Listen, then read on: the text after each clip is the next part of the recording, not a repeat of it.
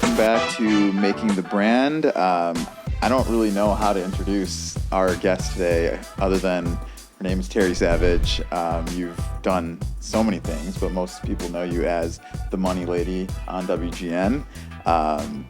Nationally syndicated author and contributor on multiple topics, including personal finance.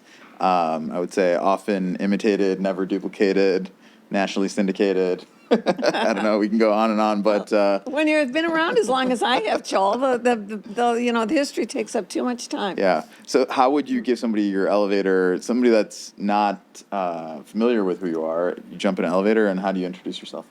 Well, if you ask me about my background, I'd say I came from the financial markets. Mm-hmm. It was a purest coincidence. I was on my way to graduate school and took a job in a brokerage firm, and the ad was secretary, light typing, no shorthand, so you know how long ago that was. Mm-hmm. And I just got hooked by the markets. I was an American studies major, history and economics, and I realized at a very young age that the stock market was where everything came together. I was fascinated. So I became quickly the secretary to the number one guy in the office, and I said, I want to be a broker. They said, well, we don't train girls. I told you it was a long time ago. Mm. And they said, but you can take the correspondence course, and if you pass the test, we'll give you a $5 a week raise to $105. I took the test, of course. My boss was a wonderful guy, John Buckingham Elliott, as in the Buckingham Fountain in Chicago. He dealt with a lot of old money clients. And he said, we're going to give Terry Girl, he called me, a desk right next to me. I had been talking to all his clients, and it was just an easy transition. I started calling people that I knew and saying, we've got a great stock. When the options exchange opened in 1973, I was the first woman trader, founding member. I bought a seat on the exchange because by then one of my clients was doing a lot of options trading in the old markets and wanted to have somebody on the floor. So my career grew in the financial markets, but I'd be lying to you if I told you that I was a great trader. I'd think, great idea, I'll go long 10 of these and maybe I better sell 5 of those. But I found my gift was explaining. And there was a Channel 26 financial station in the top of the Board of Trade building where the exchanges were. And that launched my television career, which quickly moved on to Channel 5 News, where I soon became on every day. And then to Channel 2 in the days of Bill and Walter, if anybody's an old-time Chicagoan.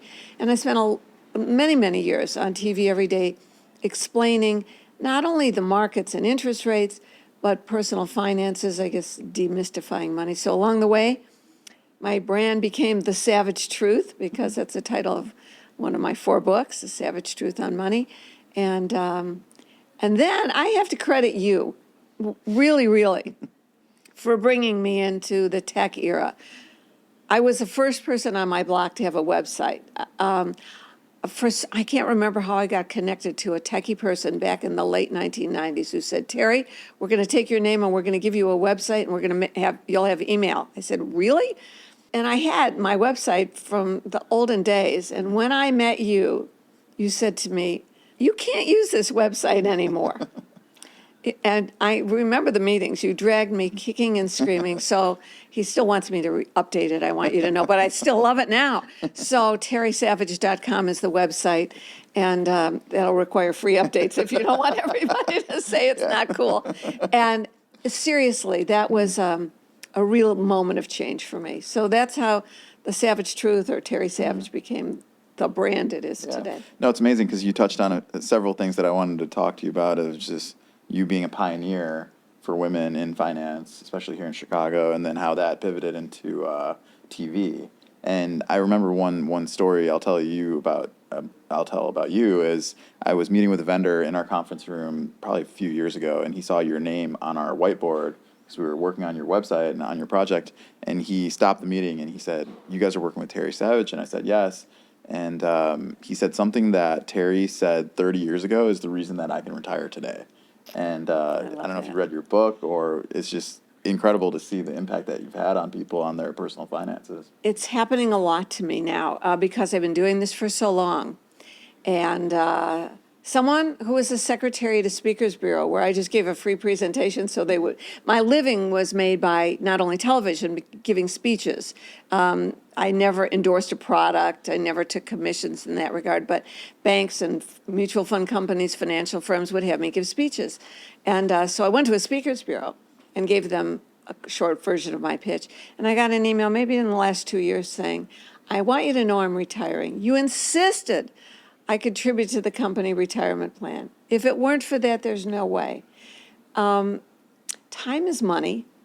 It's not so difficult. Time leverages money.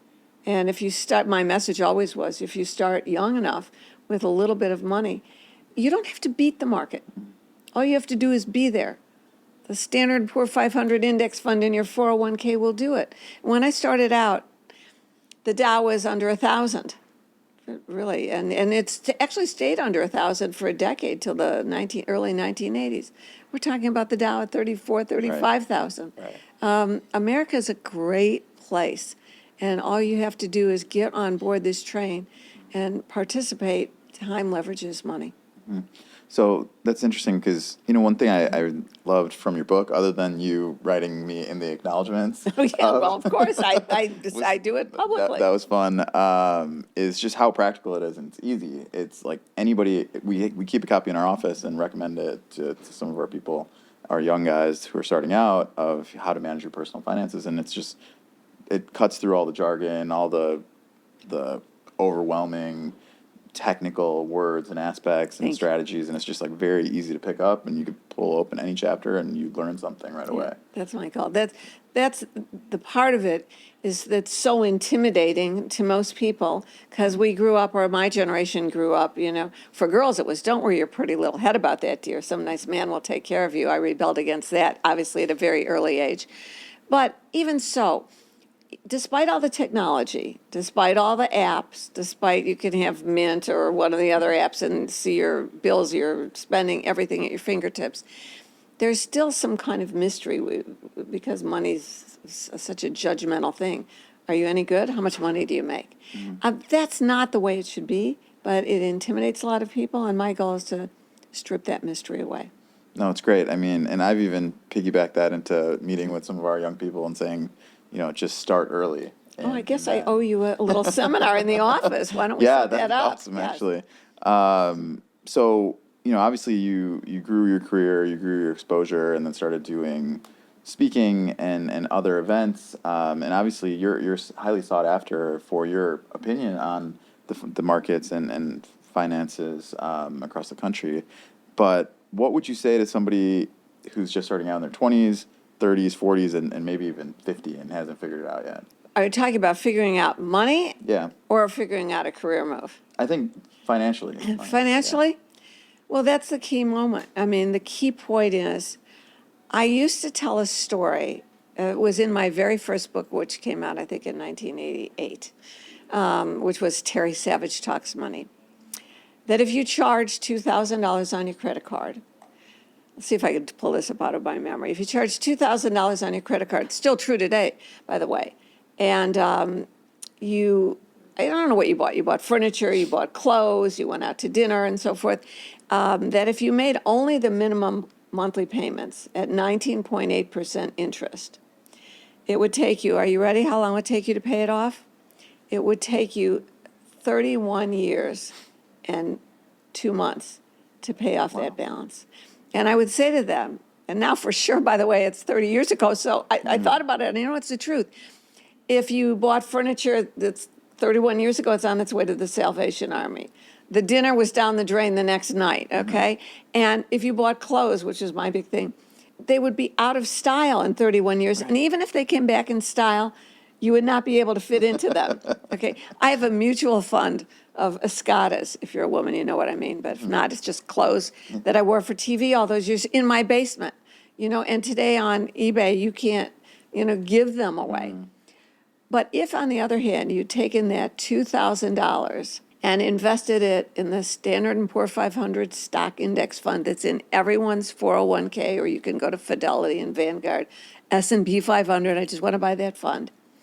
And if you did that for 1 year, then 31 years from now, I'm trying to remember the numbers, but it was something like $56,000. But if you did it every year, $2,000, because that's what IRAs began as, only 2,000. If you did it every year for the next 31 years, so the first years had longer to grow and the latest years didn't, you would have nearly $500,000. And if you did it for 50 years, which at the time seemed like a long way away if you're in your 20s, but now, 50 years, you would have over $1.5 million. So people would say to me at the time, but $2,000 a year, what do you think? We're making a lot of money. I don't know how well you pay your people. And I would point out, I haven't told this story in a long time, $2,000 a year is $38.46 a week. So give up the lattes. Pretty simple. And that's it. Call Fidelity, call Vanguard, open an individual retirement account. That's it. It's no big deal. And you don't have to have a lot of money to start, but you have to have the self-discipline to stick to the plan. So make sure they take that roughly $200 a month today. It could be $300 a month or $400. The limits are much higher, and have them take it out of your account before you see it and spend it. That is the whole secret of financial success, to have the money set aside and growing for you before you see it and spend it, and never break the plan. Not when it looks like the market's crashing, not when it looks like the economy's going to die because of COVID. You just keep doing it, because if America's not here in 30 years or 50 years, it's not going to matter what you did with the money anyway. No, it's great advice. So speaking of America and being here and changes and things, I know we've talked over the years that COVID hitting and all the different changes politically of just Chicago as a whole, and your general feel on where things were at, and it's like not safe. I don't want to spend too much time there, and you spend time in other locations. But what's your feel of Chicago now? Are you optimistic? Chicago's my hometown, Yeah. and I live down the block from the governor's house. I mean, I've lived in the same house forever, lots and lots of years, and their governor's got bodyguard people down there. I mean, I could really hop over to his house. And I, frankly, don't feel any safer because of that. I think we've paid lip service to the needs of the city for a long, long time, but I don't think we're getting what we deserve. I want to see Chicago succeed, but I think that the business community has to be more involved than it is today. When I was doing TV, there were always great business leaders. John Bryan at Sara Lee, Miles White at Abbott Labs. The list goes on of statesman-like people who were committed. They built Millennium Park. That was one of the last great things they did. So I think who's ever in City Hall needs to work with, not against, the people that care about the city in a financial way. Yeah, no, I like it, because that's, my question was going to be around how do we fix things? How do we, obviously we have a new mayor, and he's completing his first 100 days. And Yeah, politics is not my field, but I know that the real answer to our problems is economic growth. Only when you have economic growth and you have tax revenues coming in can you decide how to best help the city. It's not a fixed pie that you have to divide up in different ways and take bites out of your neighbor's pie, higher taxes or higher fees or higher transfer taxes or whatever comes up. The real focus has to be on economic growth, because when this city is flourishing and when tourists are coming and when people aren't afraid to go out to dinner after dark or aren't afraid to walk down Michigan Avenue or any other part of the city for that matter, then you have that atmosphere of growth. And that, a rising tide lifts all ships. That's right. Now, someone who said that was not, okay, I'm going to give you a quote. Paradoxically, cutting tax rates increases tax revenues. You probably think Ronald Reagan said that. That was John F. Kennedy who said that. He instituted, on a national level, the largest tax cuts in our lifetime. He cut the top corporate tax, the personal tax rate from 90% to 70%. He cut corporate tax rates. It was 90%. Back when the Beatles left England because they were 90% taxes. Wow. That's insane. Yeah. And that we had the Kennedy round of tariff cuts and the economy boom. We had the Kennedy boom. I'm sorry, you didn't live to see it. So it's not a political thing. If you can cut taxes and grow your economy, net, you bring in more tax revenues. And we know that. The cab drivers get more rides, the Uber drivers get more rides, the hotel, the restaurants, and not just the people that own the restaurants, but the people that work in them get tips when Chicago thrives. I travel nationally, and people say, wait, what's going on in Chicago? People don't want to go to downtown San Francisco. New York's always going to be a magnet, but people don't want to go to Seattle Right. because of the message that's out there. And I don't want that to be Chicago. Right. Yeah, I agree. I think, I've said this for a while. It's just like Chicago just needs a better PR campaign, because when you go out and you spend time here, it's not what you see on the news, and it's gorgeous. But the fact is, what you see on the news is news, Yeah. and that's got to stop too. Right. You can't have smash and grab on Michigan Avenue and Oak Street. That's It's too close to the governor's house. forget the governor's house. At my house too. It's too close to being the headlines in Yeah, the media. I agree. That the people who create conventions, that 3 or 4 executives make decisions. They make them 2 or 3 years ahead of time. 2026, are we going to have this convention in Chicago? You know what? Let's go to Las Vegas. Let's go to Orlando. They've got the hotel rooms. The weather's probably going to be pretty good unless you're going in the dead of summer. And, I don't know about, you have to take buses to McCormick Place, and I hear it's so dangerous, and I hear.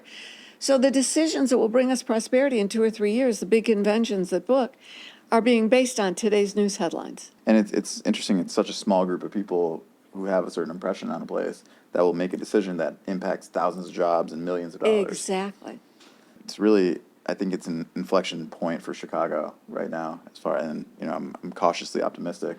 I'm always optimistic. Yeah. I mean, we're the city that rebuilt after we were burned to the ground. And in the 60s, we're the city that rebuilt.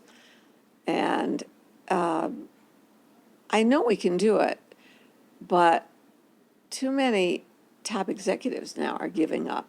I mean, look at Ken Griffin moving to Miami. Look what that took from our city and state. Look how little it would have taken to get him to stay and be involved here. Right. It's our loss. That was a great loss. Yeah. And speaking of billionaires in Chicago, I remember one story, just kind of touching on your reach and your network. I think you texted me the day before and said you were interviewing a panel of 5 billionaires in Chicago, and that I should clear my schedule and get there and be in attendance. and not just attend, but I remember afterwards, and you took me one by one and introduced me to, I think, 3 or 4 of them. Because you're my favorite techie person, and I thought that, look, there are a lot of billionaires. I remember one evening after a dinner when one of them had accomplished a big deal and said in an amusing kind of way, Terry, it could be lollipops. It's not about the money. It's about the accomplishment. And instead of being envious of these people, envy is just a very negative kind of approach to life. Emulating them is really a wonderful goal, but at least recognizing that the people that take the risks and have the drive and have the ambition bring something to all of us, because they're the ones that create the jobs. Right. That's Yeah. economic growth. And not everybody, I don't know what I would do if I were one, but I'm not. And the point is, you've got to respect the people that build the businesses and create the jobs. And we have to give everybody an education so they have a shot at doing that themselves.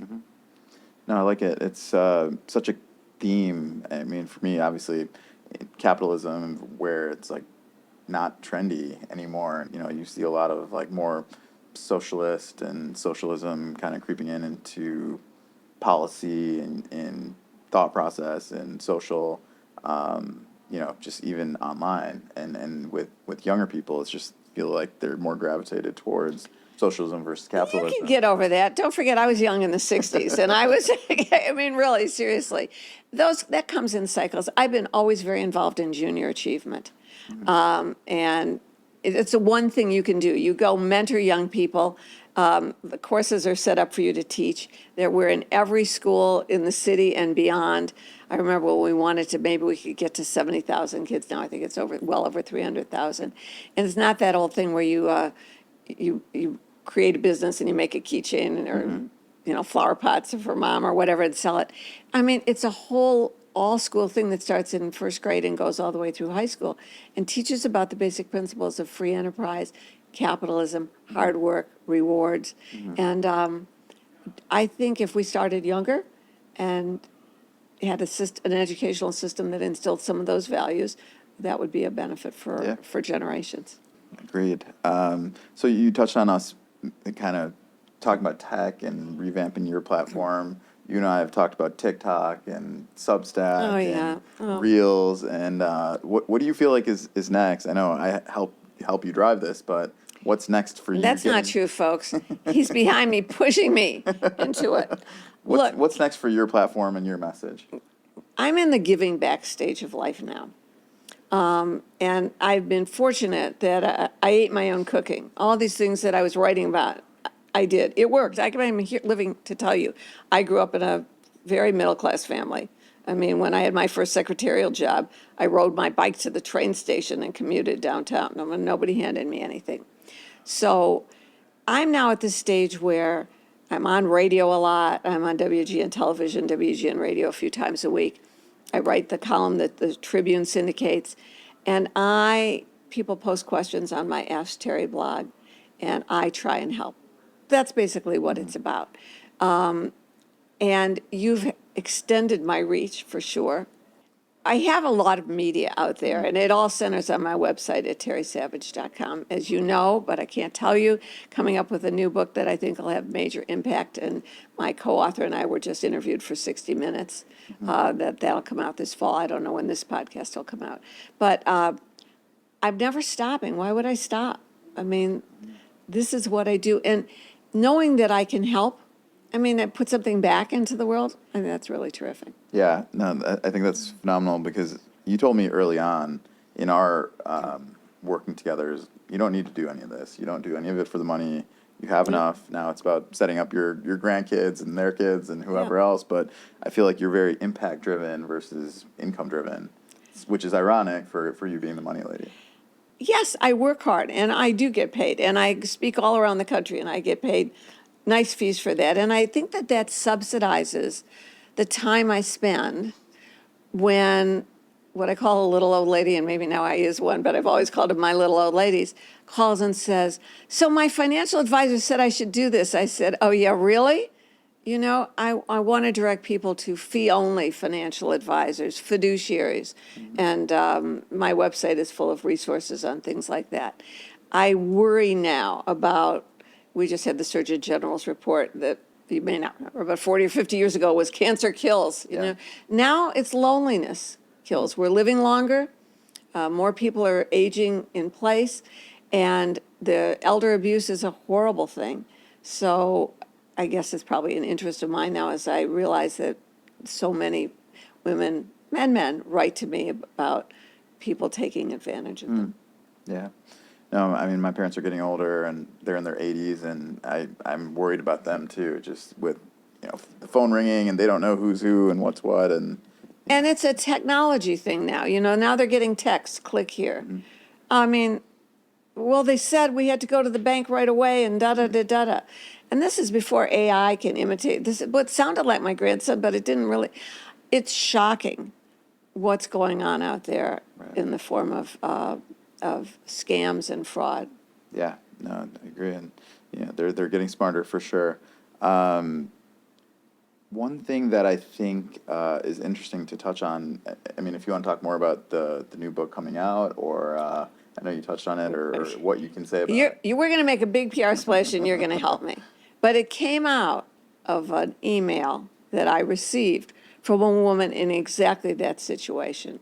Only you are going to be shocked to find out where the abuse came from. That's the only tease I can give you. When is this going to get posted, our discussion today? Not sure. All right, well, you'll find out by mid to late September. But it came just like that from listening to something that happened to someone. And you will be shocked, not only by what happened to her, but millions of other Americans. And you'll be shocked by who and I'm going to put in quotes, air quotes, abuser is. How about that for a tease? Stay tuned for that.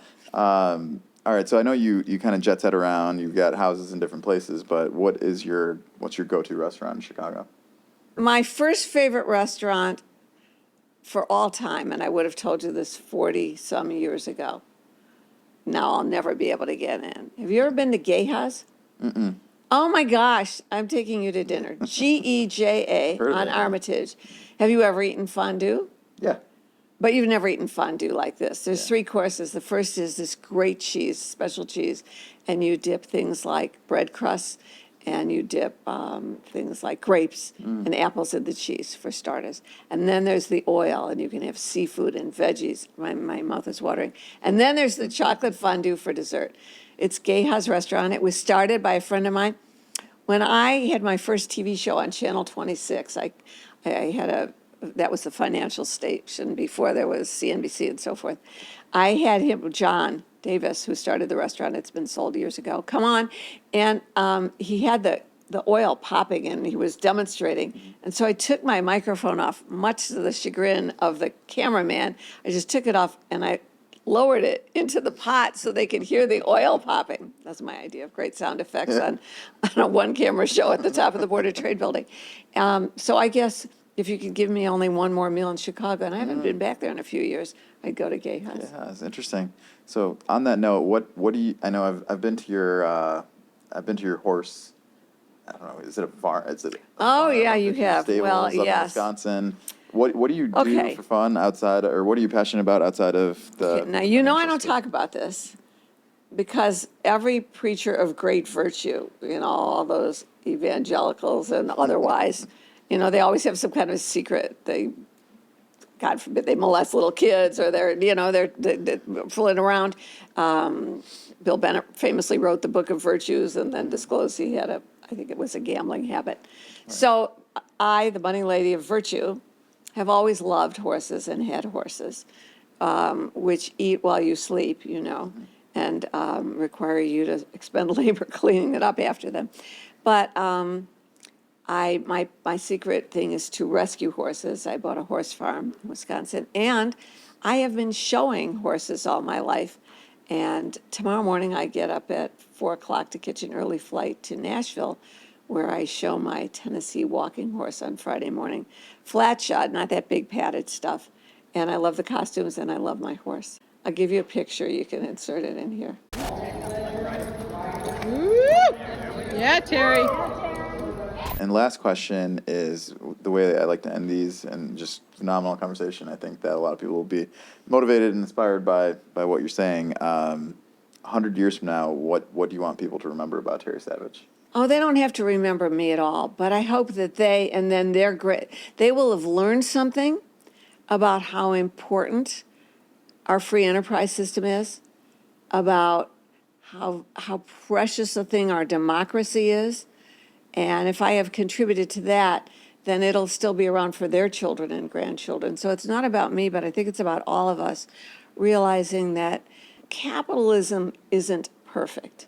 An old professor said to me once, yes, capitalism is the unequal distribution of wealth, but socialism is the equal distribution of poverty. We really need to protect our democracy and our free enterprise system and fix it where it needs to be broken, but treasure it and not ignore the forces that would tear it down. If we can do that, then 100 years from now, everybody will be better off. And I guarantee you, if we lose that, 100 years from now, everybody will be a lot worse off. Right. Awesome. Well, thank you so much for spending time. It was great to hear your story and just how you became Money Lady and what's next. So thank you so much for joining us. Thanks, Joe.